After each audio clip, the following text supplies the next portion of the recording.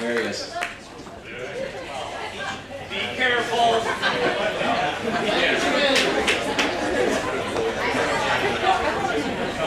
First, I'd like to thank everyone for coming. And, Joanne, this is a beautiful day. You're absolutely beautiful. I'm very happy to be here. And Steve, nice tie. Just a few words. I've known Steve for a long time. A few words come to mind that can sum Steve up. He's a patient guy. He's understanding. He's proactive. He's not reactive. And he never spouts off at the mouth.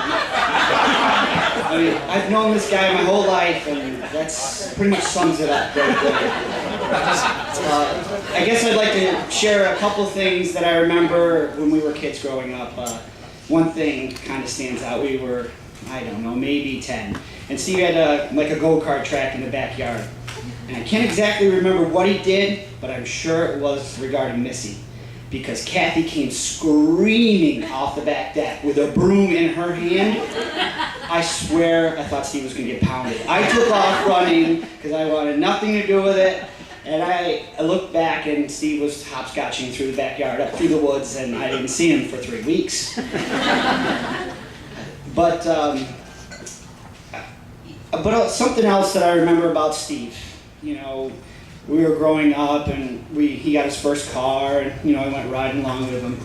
And if any of you have ever ridden with Steve, it's a pleasure, it's a joy.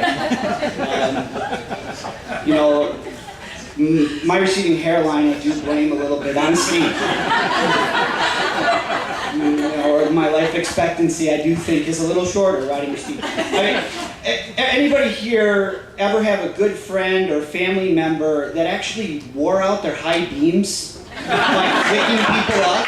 Well, we now have something in common, because that man right there wore out his high beam switch on his Nissan Pathfinder because people needed to get out of the way. So we all have something in common. Honestly, who does that?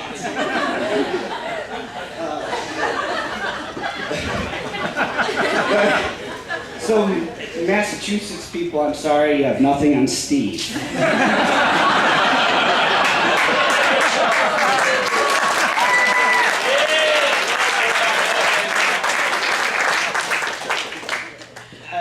Steve he's older than I am, so he was a grade ahead of me, and I always joke that really, to be honest with you, he was like the older sister that I never had.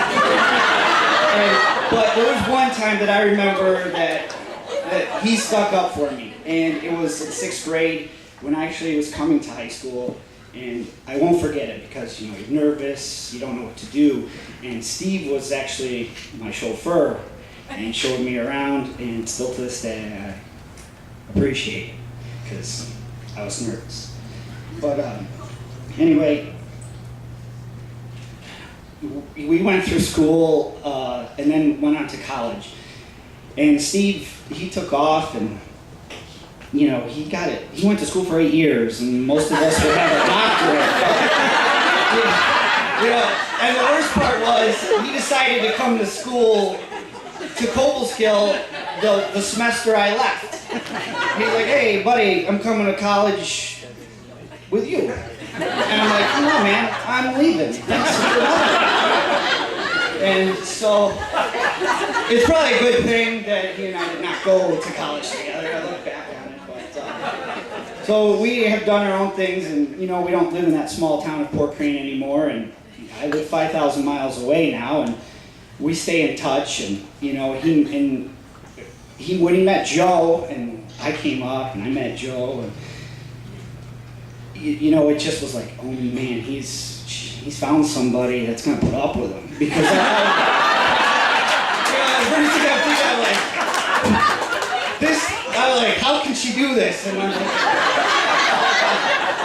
it made me realize all the time on the things that I was missing out in life, and like a year before that, we were growing apart. I was like, well, I better get married because I used to have somebody by my side all the time. And then I was like, and I met her, and then Steve started to click. He started to do different things. Like, he started getting interested in cooking, and he was doing all these Chef Boyardee things, and I think I didn't see come out, and he was making all kinds of things for Joe, and every time I would try to come up and see him, I just you know, he didn't live in the backyard anymore. So I tried to make all these times to come up and see the two of them and enjoy their company. And I just saw Steve grow, and we had that talk after a few years he was with Joe, and you know, I knew that it was serious because he kept, you know, swaying, and he was like, you know, and I'm like, okay, this is it.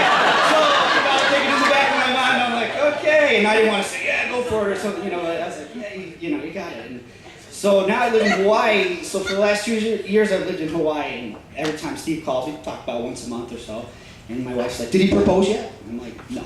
Did he propose yet? No. And finally he calls, and she goes, did he propose? And I go, yeah, and she's like, oh, Joe.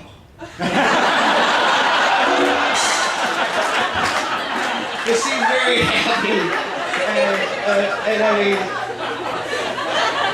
you know, I'm just glad to be here and enjoy your special day. And a good friend, you know, I heard this from a good friend at my wedding, who was my best man. He said that, you know, the best part about this is Steve's a good guy, but the greatest part about this is Joe's a better woman. So, to Steve and Joe.